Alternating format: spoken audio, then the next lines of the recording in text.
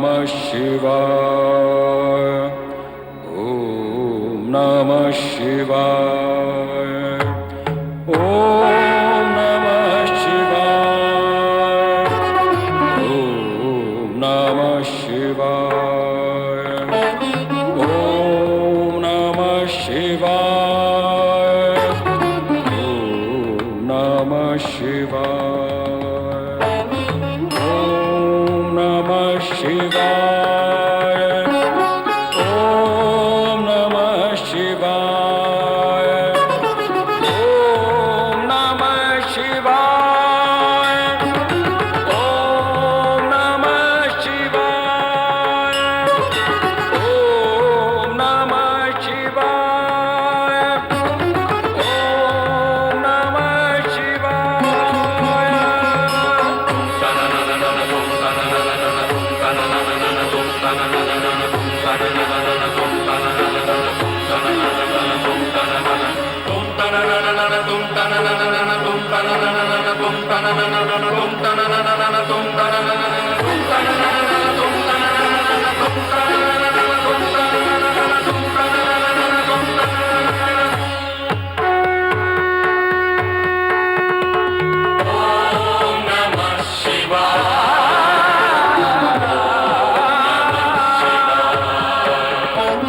ओम नमः शिवाय। ओम नमः शिवाय।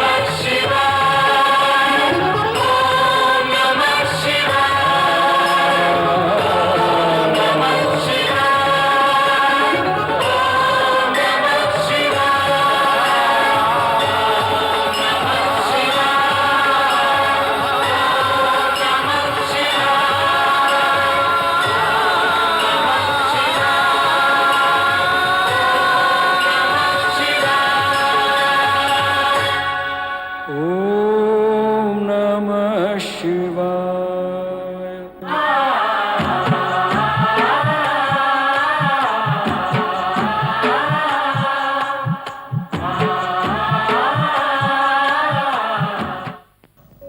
मैं ओंकार हूँ। जड़ बुद्धि में विस्मृतिमय हूँ और चेतन बुद्धि में स्मृति भी मैं हूँ। मैं ही गुण और आकृति से निर्मित आकार प्रकार हूँ। मैं ओंकार हूँ। मृगेश, मृगावती और हिरण्याक्षी के स्वर्गलोक पहुंचने पर नारद उनकी स्मृति जागृत कर इंद्र व शची को उनका विस्मृत अतीत स्पष्ट करते हैं। अपनी पुत्री सुयशा के लिए चिंतित मरुत देवता का भी नारद मार्गदर्शन करते हैं।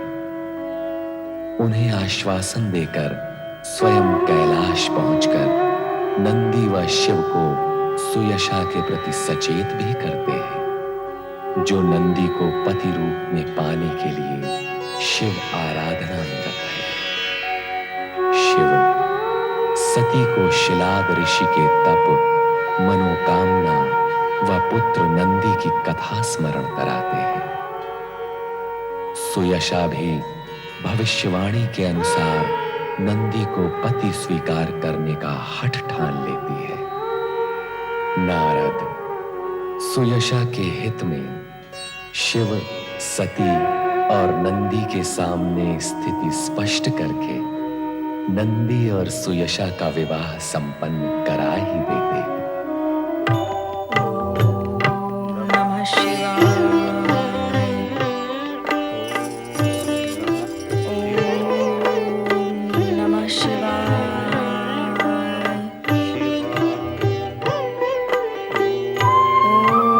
ओम नमः शिवाय।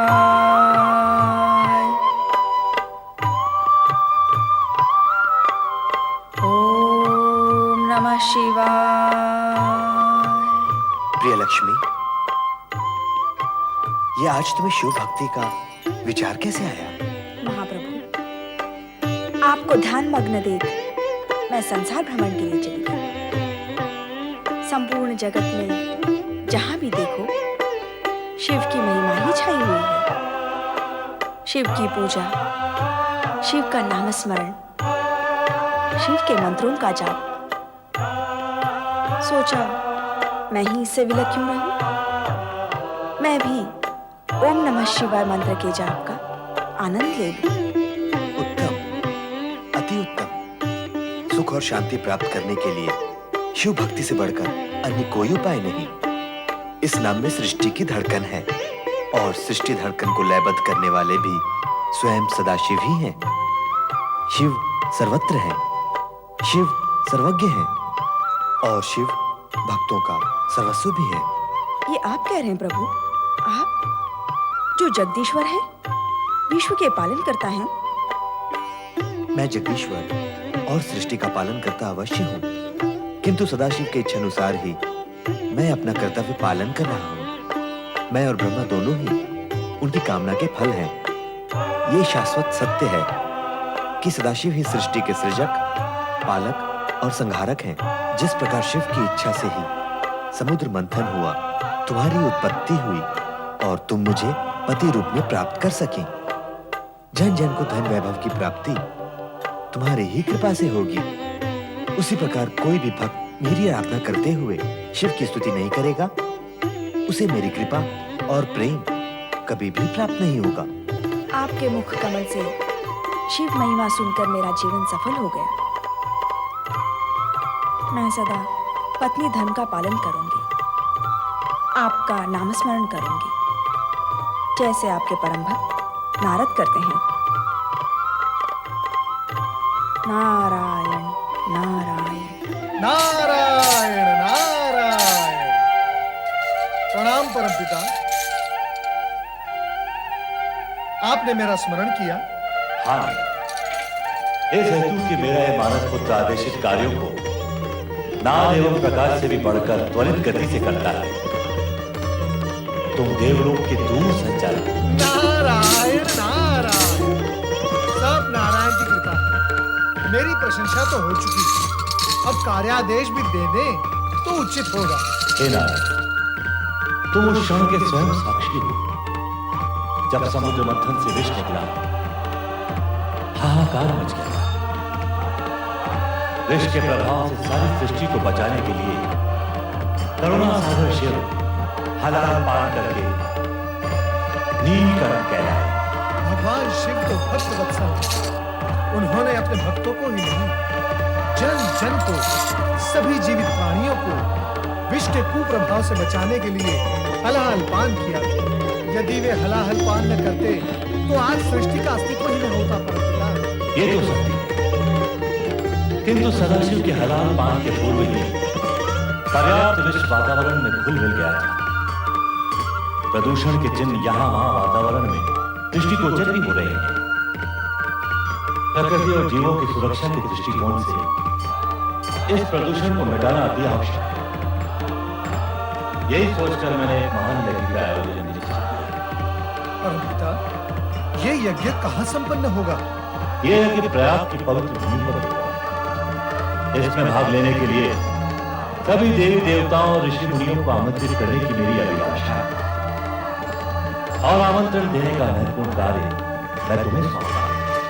हे परमपिता, इतने महत्वपूर्ण कार्य का इस अकिंचन नारद को सौंपना ये दर्शाता है कि आपके मन में मेरे प्रति कितनी कृपा और स्नेह है। आपके इस स्नेह और कृपा का मैं सदा के लिए आभारी हूं। इसमें आभार की कोई आवश्यकता नहीं है। ये महत्वपूर्ण कार्य हमें तुम्हें से सौंपा है। क्योंकि श्री हरि विष्णु के परम भक्त होने के नाते तुम सबके प्रिय हो। तुम्हारा कोई कुछ नहीं बिगाड़ सकता।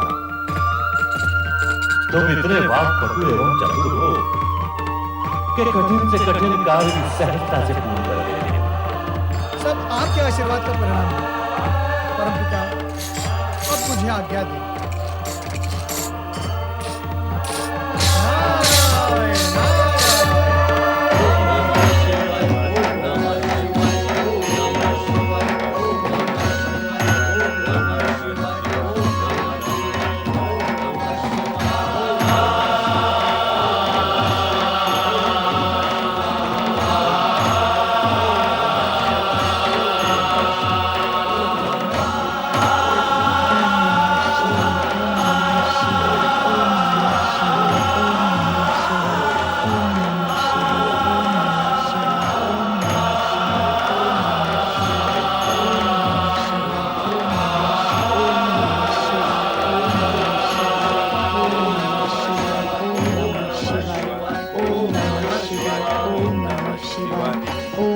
सती शिवाय।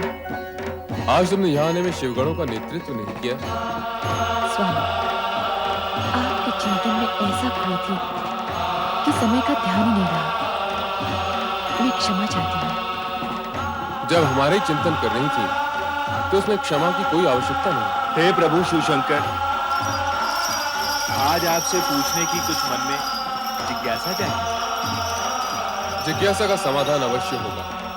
पूछो, क्या पूछने के इच्छुक हो? अभी अभी माता सती ने कहा कि वो आपका चिंतन कर रही थी। आप तो सदा समाधि में लीन रहते हैं। क्या आप भी उसी का ध्यान कर रहे थे जिसका चिंतन माता कर रही थी? नंदी के इस प्रश्न का उत्तर तुम ही दो सती। संसार के सभी प्रश्नों का उत्तर तो आपके पास है प्रभु। मैं तो केवल आपका चिंतन कर रही थी। आप किसके ध्यान में खोए रहते हैं इसका मुझे ज्ञान नहीं।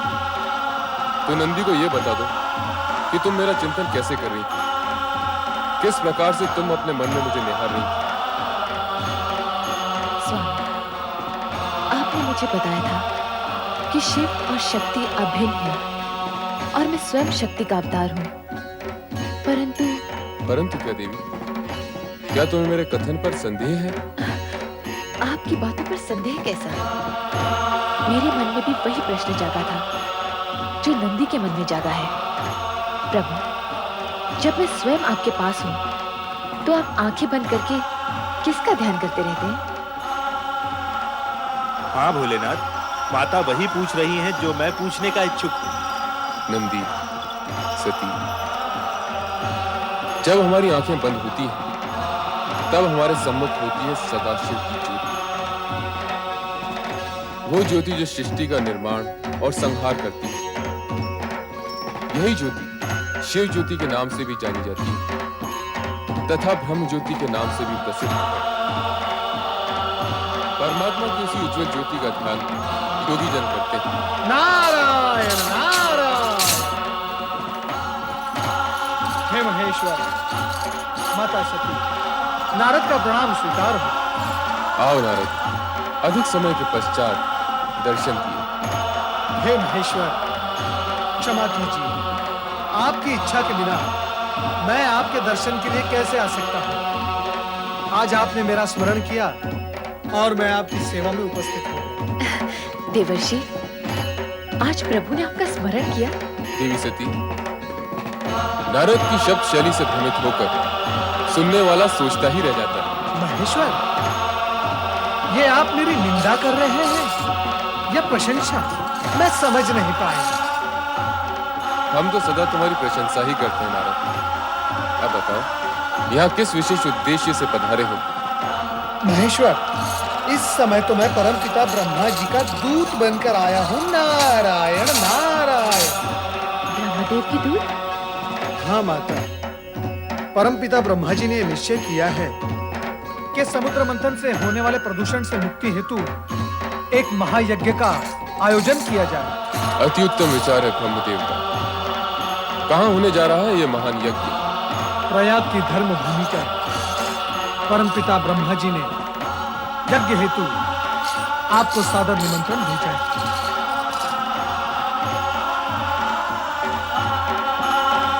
हम अवश्य उस धर्म यज्ञ में सम्मिलित होंगे। आपकी स्वीकृति से मैं धन्य हुआ। अब मुझे आज्ञा दे।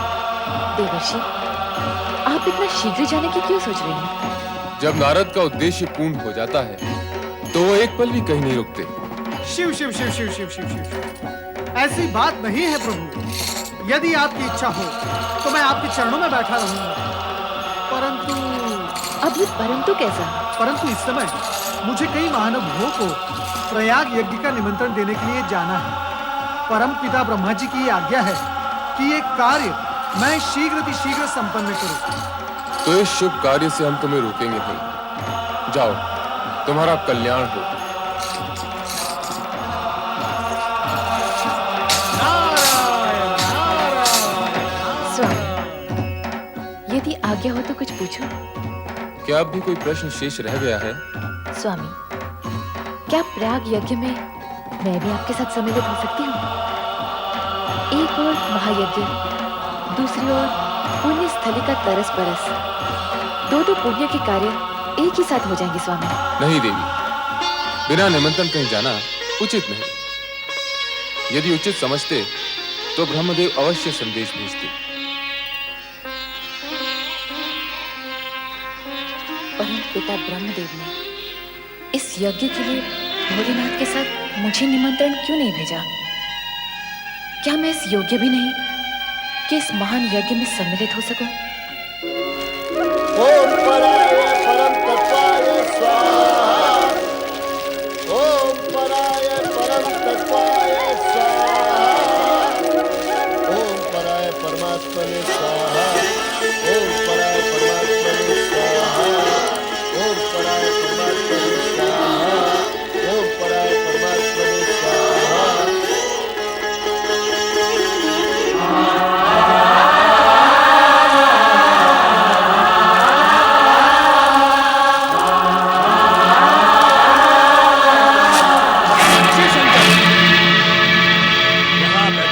सम्मानित व्यक्तियों ने मुझे आदर देने हेतु अपने मस्तक झुकाकर मुझे प्रणाम किया, किंतु तुमने मेरे अपने जमाता होते हुए भी मेरी ओर देखा तक नहीं। राजन, मैं इस पवित्र प्रयोजनमयी यज्ञ अग्नि की ओर देख रहा था, जो किसी भी व्यक्ति विशेष से अधिक वंदनीय है। असत्य, अब तुम इस योग्य ही नहीं रह गए हो कि इस यज्ञ की पवित्र अग्नि को अपनी आंखों से भी स्पर्श कर सको। भूतों पिशाचों से सेवित होकर तुम्हारे वेदों कर्म लुप्त हो चुके हैं। अब तुम मात्र शास्त्र विधि की अवहेलना और नीति मार्ग को कलंकित करने वाले पाखंडी, दुष्ट और पापाचारी पुरुष मात्र रह गए हो। मैं दक्ष श्राप देता हूँ कि शमशान में निवास करने वाले उत्तम कुल और जन से शिव शंकर को इस यज्ञ से बहिष्कृत कर दिया जाए और देवताओं के साथ इसे यज्ञ का कोई भी भाग न दिया जाए। अरे महामूर्ख दुष्ट बुद्धि दक्ष, तुमने भगवान भोलेनाथ को यज्ञ से बहिष्कृत कर दिया, जिनके स्मरण करने से यज्ञ सफल हो जाते हैं और तीर्थ पवित्र हो जाते हैं। ओ अधर्म ब्राह्मण नीच, तुमने इनका अपमान कर दिया है, जो सृष्टि के रचयिता हैं, जो पालन करता है और एक दिन संहार करता भी होंगे। हे शिवगणों, तुम सबके सब इस यज्ञ से बहिष्कृत हो जाओ। तुम सबके सब नीच और पाखंडी हो। सिर पर जटा, शरीर पर भस्म, हड्डियों के आभूषण पहने भस्म, तुम मद्यपान में आसक्त रहो। ये मेरा श्राप है, श्राप है। ओ मूर्ख दक्ष, तुझे शिव तत्व का तनिक भी ज्ञान नहीं। तुझ जैसे अहंकारियों ने ही महेश्वर का उपहास किया है। इसीलिए शिव तेज के प्रभाव से मैं तुझे श्राप देता हूँ कि तुझ जैसा ब्राह्मण वेद ज्ञान से वंचित हो जाए, तू तत्व ज्ञान से विमुख हो जाए और तेरा मुख पशु समान हो जाए। नंदी, तुम्हें इस प्रकार क्रोधित नहीं होना चाहिए। तुमने व्यर्थ ही ब्राह्मण कुल को शाप दे डाला। जहां तक मेरा प्रश्न है, मुझे तो किसी भी प्रकार का कोई शाप छू भी नहीं सकता। तुम तो ज्ञानी हो नंदी। सनकादिक ऋषियों को तत्व ज्ञान का उपदेश भी तो तुम ही ने दिया था। अतः अब शांत हो जाओ और निश्चिंत भी। तुम्हारे आराध्य का कोई कुछ नहीं बिगाड़ सकता। मैं तो यज्ञ हूं, मैं ही यज्ञ कर्म हूं, यज्ञों का अंगभूत उपकरण हूं। यज्ञ की आत्मा भी मैं ही हूं। यज्ञ परायण यजमान और यज्ञ से बहिष्कृत भी मैं ही हूं।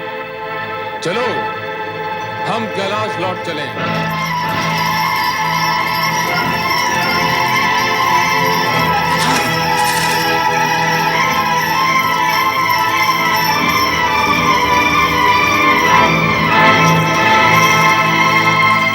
पुत्र दक्ष, यज्ञ पूर्ण करो। इतना सब कुछ हो जाने के उपरांत इस यज्ञ का आरती क्या रह गया पिताश्री? मेरा चित्त यहाँ से हट चुका है। दक्ष, पुत्र दक्ष, दलित सुनो।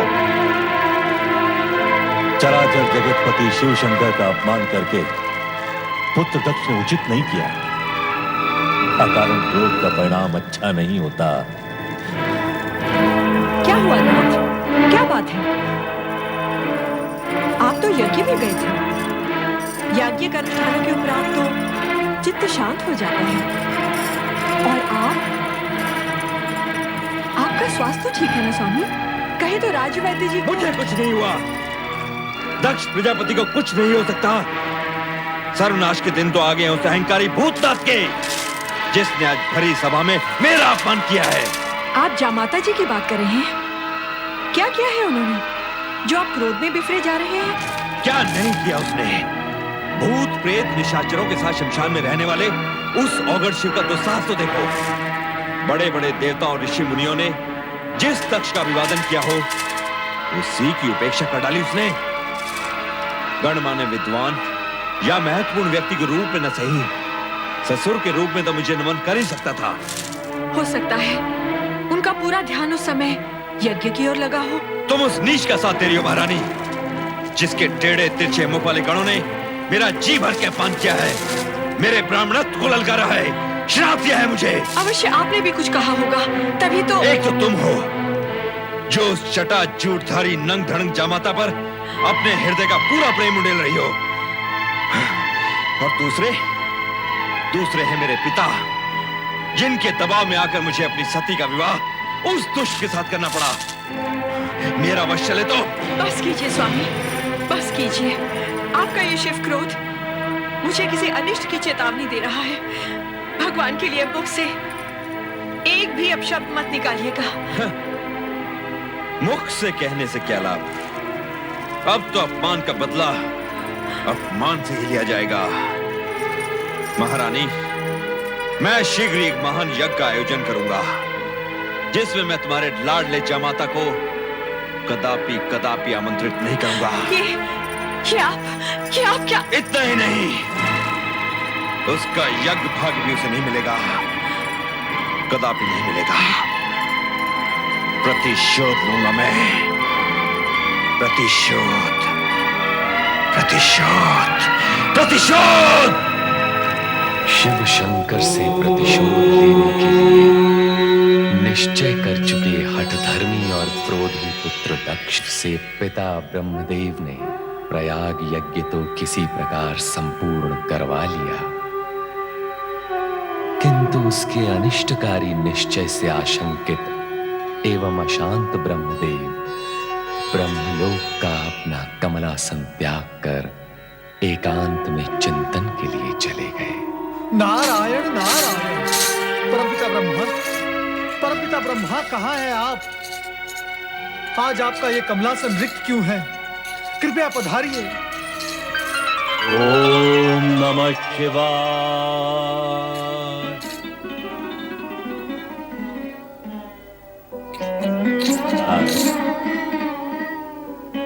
प्रणाम परमपिता। क्या बात है, तुम इतने व्यग्र क्यों हो रहे हो? आश्चर्य तो इसी बात का है कि आप व्यग्र नहीं हैं। आपके द्वारा आयोजित प्रयाग यज्ञ में इतना बड़ा अपमान और शापकांड हुआ और आप शांत हैं?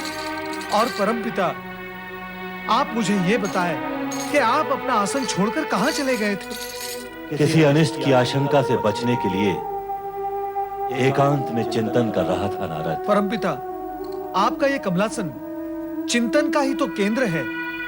चिंतन के लिए यहाँ से अदृश्य होने का प्रयोजन? ये तो मैं तुम्हारी पुकार पर चला आया, अन्यथा मुझे यहाँ से कुछ समय के लिए अदृश्य रहना था। परमपिता, इसका कारण? पहले मेरे इस प्रश्न का उत्तर दो कि तुम स्वयं प्रयाग यज्ञ के संदेशवाहक होकर भी प्रयाग यज्ञ में उपस्थित क्यों नहीं हुए? नारायण नारायण। परमपिता, आप मेरी विवशता समझ सकते हैं। श्री हरि विष्णु ने जब यह आशंका व्यक्त की कि उस यज्ञ में कुछ अनिष्ट होने जा रहा है, तो उनकी आज्ञा अनुसार मैं वहां उपस्थित नहीं हुआ। परमपिता, अब आप ही बताएं कि भगवान शिवशंकर का अपमान मैं कैसे देख सकता था? आप समझा। परमपिता, एक बात मेरी समझ में नहीं आई। कौन सी बात? आपने भ्राता दक्ष को भगवान शिवशंकर का अपमान करने से रोका क्यों नहीं? इस हेतु कि वो भभूतधारी औगड़ नाथ अपमान और शाप के योग्य ही है। नारायण नारायण। ऐसा अशुभ बोलकर अपने सर्वनाश को आमंत्रण न दो भ्राता दक्ष। सर्वनाश? सर्वनाश तो उसी का होगा जो सर्वनाश के योग्य है। हम दक्ष प्रजापति हैं, सारी प्रजा के पालन करता। हमारा अपमान करने वाले को अपमान का दंड भुगतना ही होगा नारद। दक्ष, क्रोध के आवेश में आकर तुमने यज्ञ भूमि में जो अनर्थ कर डाला, उसका तुम्हें तनिक भी दुख नहीं है। अब यहाँ क्या करने आए? परमपिता, हम यहाँ आए दक्ष यज्ञ के निमंत्रण हेतु। दक्ष यज्ञ? कैसा दक्ष यज्ञ? परमपिता, आपने अपना वो यज्ञ हमसे बलपूर्वक पूर्ण करवाया, उससे हम संतुष्ट नहीं है। इस कारण हमने निश्चय किया है कि दक्ष भूमि कनखल में एक महान यज्ञ का आयोजन किया जाए। नारायण नारायण, इस यज्ञ का प्रयोजन? नारद, ये आवश्यक तो नहीं कि हम तुम्हारे हर प्रश्न का उत्तर दें, परंतु यदि आयोजन का कारण जानना ही है तो सुनो। दक्ष यज्ञ का आयोजन करके हम शिव को सदा सदा के लिए सभी यज्ञों से बहिष्कृत कर देंगे। हम इस यज्ञ के द्वारा शिव से अपने अपमान का प्रतिशोध लेंगे। दक्ष, शिव तो साक्षात परम ब्रह्म है, तुम उन्हें क्या बहिष्कृत करोगे? ऐसा अनुचित विचार भी अपने मन से निकाल दो। हमारा ये विचार ही नहीं, अटल निश्चय है परमपिता। हम अभी अभी श्री हरि विष्णु को निमंत्रण देकर आ रहे हैं और हमने उन्हें ये शपथ दिलाई है कि उन्हें हमारे इस यज्ञ में सम्मिलित होना ही होगा, जिसमें कैलाशपति शिव का कोई स्थान नहीं होगा। परमपिता, नारायण नारायण, भगवान शिव महेश्वर होने के साथ साथ आपके जमाता है और आपकी पुत्री सती के पति भी। उन्हें आप यज्ञ से बहिष्कृत कैसे कर सकते हैं? तुम चुप रहो नारद। हाँ? हमने शिव को इस यज्ञ से ही नहीं, अपने जीवन से भी बहिष्कृत कर दिया है। पिताश्री, आप समय से पूर्व यज्ञ में पहुंचकर पूरी व्यवस्था का संचालन कीजिए, हम यही कहने आए हैं। प्रणाम पिताश्री। नारायण नारायण, इतना क्रोध, इतना अभिमान, अवश्य दक्ष प्रजापति के सर पर दुर्भाग्य मंडरा रहा है। शिव के प्रति तीव्र रोष उन्हें कहीं का नहीं रखेगा। परमपिता, मेरी आपसे प्रार्थना है कि उस यज्ञ में आप सम्मिलित न हो। हम अपने ही पुत्र के यज्ञ में सम्मिलित नहीं हो, यह कैसे हो सकता है नारद? हमें जाना ही होगा। परमपिता, आपने एक बार तो भगवान शिव शंकर का अपमान देख लिया, क्या दूसरी बार आप वही देखने के इच्छुक हैं? उचित यही होगा कि आप उस यज्ञ का बहिष्कार करें। दुविधा में न डालो नारद, हमें अपने कर्तव्य का पालन करने दो। हमें तो बस इतना ज्ञात है कि हर कार्य शिव की इच्छा अनुसार ही होता है। पता नहीं इस बार शिव की इच्छा क्या है। दक्ष के मन में जो इतना भयंकर क्रोध भड़क रहा है, वो बता रहा है कि सदाशिव इस यज्ञ के माध्यम से कोई विशेष कार्य संपन्न कराने के इच्छुक है। वो कार्य क्या है, ये हमें भी चाहिए। नारायण नारायण, परमपिता, यदि आपको ज्ञात नहीं है तो कैलाश जाकर स्वयं भगवान शिव शंकर से पूछ लीजिए। नहीं नारद, दक्ष के पिता होने के नाते हम भी उत्तरदायी हैं। भगवान शिव के पास जाने का ये उचित अवसर नहीं है। हमें स्वयं श्री हरि विष्णु के पास जाकर इस विषय में परामर्श करना है। जैसी आपकी इच्छा, परंतु मैं इस अनर्थकारी यज्ञ को रोकने का पूर्ण प्रयत्न करूंगा। नारायण नारायण। देवादिदेव महादेव ने प्रयाग यज्ञ में दक्ष को श्राप न देकर अपने पराग पर ब्रह्म होने का परिचय दिया है, परंतु उस अज्ञानी दक्ष को यह ज्ञात नहीं कि शिव का सम्मान संपूर्ण त्रिलोकी का सम्मान है और शिव का अपमान संपूर्ण ब्रह्मांड का अपमान है। दक्ष को तो मुझे अपना पुत्र कहने में भी लज्जा आती है, लज्जा। चतुरानन, जिसे लाज आनी थी वो तो सर उठाकर घूम रहा है। दक्ष मेरे पास आमंत्रण लेकर आया था, उसने स्वयं एक और महायज्ञ का आयोजन किया है। आप वहां जाएंगे नाथ? अभी कोई निर्णय नहीं किया। हे नारायण, मेरे विचार से तो हम दोनों को वहां पहुंचना आवश्यक है, क्योंकि हो सकता है कि यज्ञ के आड़ में दक्ष शिव विरोधी कोई नाटक खेलने जा रहा हो। प्रभु, ब्रह्मा जी की बात में औचित्य है। मैं भी उनकी बात का समर्थन करती हूँ। उचित है देवी, हम दक्ष यज्ञ में कनखल अवश्य जाएंगे। क्या कह रहे हैं आप? यज्ञ के लिए सबको आमंत्रण भेजा जा चुका है? हाँ महारानी वीरणी, कैलाशपति भगवान शिव, सती और शिव भक्त ऋषियों को छोड़कर शेष सबको यज्ञ में पधारने की सूचना दे दी है। अर्थात महाराज अपनी हट पर अड़े रहना चाहते हैं। उन्होंने इसके दुष्परिणामों की ओर तनिक भी ध्यान नहीं दिया है। कहाँ है महाराज? जी वो भगवान विष्णु और परमपिता ब्रह्मा को निमंत्रण देने स्वयं गए हैं। तो फिर शिव सती को बुलाने मैं कैलाश जाऊंगी। मैं ये अन्याय कदापि नहीं होने दूंगी, कदापि नहीं। ये हम क्या सुन रहे हैं महारानी? तुम हमारी इच्छा के विरुद्ध कैलाश जाओगी? हमारी पुत्री सती और जमाता शिव इस यज्ञ से वंचित रहे, ये मैं नहीं देख सकती। यदि आप निमंत्रण नहीं भेजते तो मुझे स्वयं वहां जाना होगा और मैं अवश्य जाऊंगी। महारानी, हमारी आज्ञा के उल्लंघन का परिणाम जानती हो। हमारा क्रोध तुम्हें इसी समय जलाकर भस्म कर सकता है। हमारी बेटी सती और शिव के साथ के संबंधों को भस्म करने से पहले आप मुझे भस्म कर दें। यदि आपका क्रोध शांत नहीं हो सकता तो क्या अर्थ है इस यज्ञ का? क्यों कर रहे हैं आप ये यज्ञ? हम संसार के सबसे बड़े सत्ताधारी हैं। हम जो चाहे वो कर सकते हैं। हमारे अधिकारों को चुनौती देने वाली तुम होती कौन हो? नारायण नारायण, शांत हो जाइए भ्राताध्यक्ष। आपका क्रोध जग प्रसिद्ध है, परंतु यज्ञ करने वाले को क्रोध करना शोभा नहीं देता। नारद, तुम यहाँ भी चले आए? नारायण नारायण, मैं तो बिना निमंत्रण के ही हर कहीं पहुंच जाता हूँ भ्राताध्यक्ष। इसके लिए न आश्चर्य की आवश्यकता है न क्रोध की। देवर जी, देख रहे हैं ना इनका हठ। आप ही बताइए, शिव शंकर को बुलाए बिना क्या कोई यज्ञ पूर्ण हो सकता है? कदापि नहीं। शिव जी के बिना यज्ञ अधूरा ही नहीं, अनिष्टकारी भी है। भ्राताध्यक्ष, इसीलिए मैं आपको यहाँ सावधान करने के लिए आया हूँ। या तो शिवसती को निमंत्रण भेजिए या इस यज्ञ का विचार ही त्याग दीजिए। ऐसे शिव विहीन यज्ञ से किसी का कोई भला नहीं होने वाला।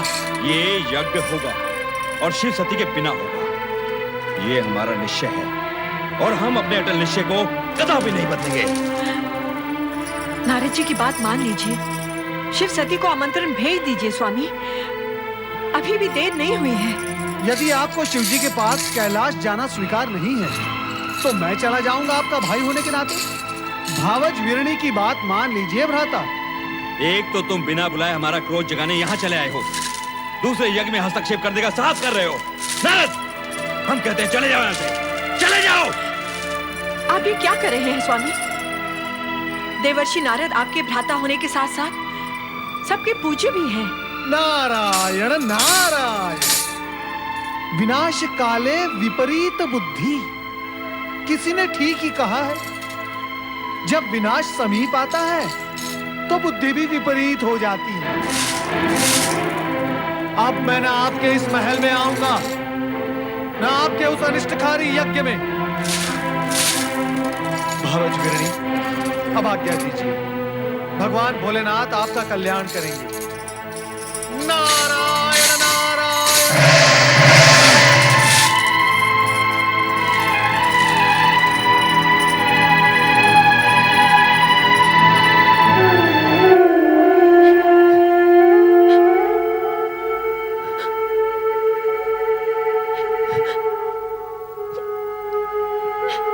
सती, तुम यहाँ अकेली क्यों बैठी हो?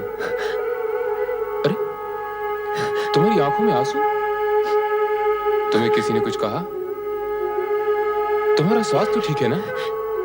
इतनी बड़ी बात हो गई और आपने मुझसे छिपाई, मुझसे, अपनी अर्धांगिनी से।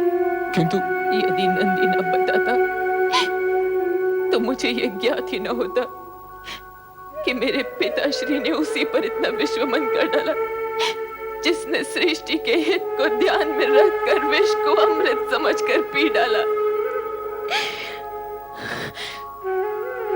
क्या उन्होंने ये तक नहीं सोचा कि स्वयं एक शूद्र सी चींटी होते हुए मेरे आकाश नापते पर्वत से स्वामी से टकराने का फल क्या हो सकता है? विचार दो सती, विसार दो सारी कड़वी बातें जैसे मैंने विसार दी। कड़वाहटों के स्मरण से मन मस्तिष्क दूषित हो जाते हैं। तुम्हारा सदा प्रसन्न रहना ही उचित है। सती, भगवान शिव शंकर को चंद्र का प्रणाम। अरे सती, तुम यूं ही खड़ी हो? हम तो तुम्हें साथ ले जाने हेतु आए थे। कहाँ? पति प्रेम में तो तूने सभी को विसार दिया है सती, अपने मायके, अपने माता पिता, सबको। बात यह है कि हम लोग यज्ञ में सम्मिलित होने दक्ष महल जा रहे थे। सोचा आप लोगों को भी साथ लेते चलें, किंतु आप लोग तो अभी हमें पिताश्री ने निमंत्रित नहीं किया। ये कैसे हो सकता है कि हमें तो आमंत्रित करने वे स्वयं आए और तुम्हें विसार दें? यज्ञोजन कोई छोटा मोटा काम नहीं। हो सकता है व्यस्तताओं के कारण इस महत्वपूर्ण कार्य का स्मरण न रहा हो। मैं अभी जाकर स्वयं उनसे पूछकर निमंत्रण भिजवाता हूं। तो हमें अब आज्ञा दीजिए।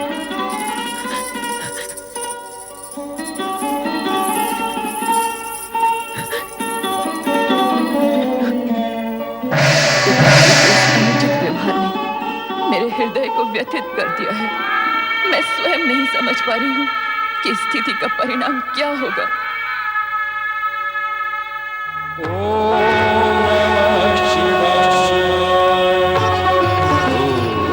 नमः शिवाय।